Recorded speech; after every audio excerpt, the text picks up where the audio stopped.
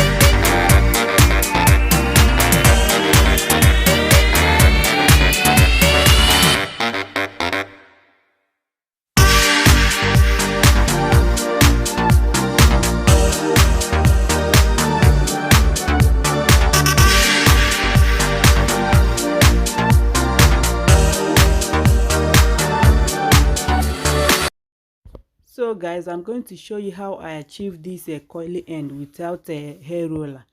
You can use something like thread, wool. For me, I use wool. Then what you do, pick like 3 or 4 braid. Don't pick more than that because it will be difficult. Then you start to twist the braid with the wool. When you get to the middle, you drag the hair front. Just push the hair front. Then you continue twisting to the end. You know, don't twist to the end directly because you will not get the perfect coil. As you can see, so beautiful. Then make sure you tie the end. Then after putting the hair inside hot water, this is how the hair looks like. As you can see, the coil is there bouncing and so beautiful. Just continue watching, guys.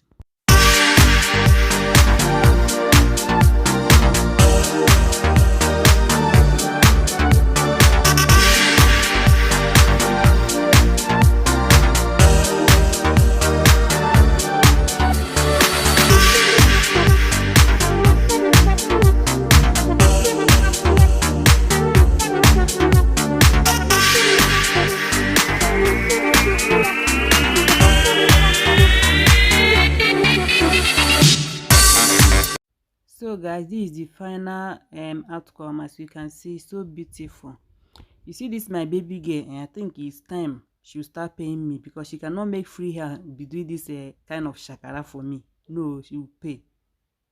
I think I will have to bargain the price next one. So guys, I will see you on my next video. For now, bye.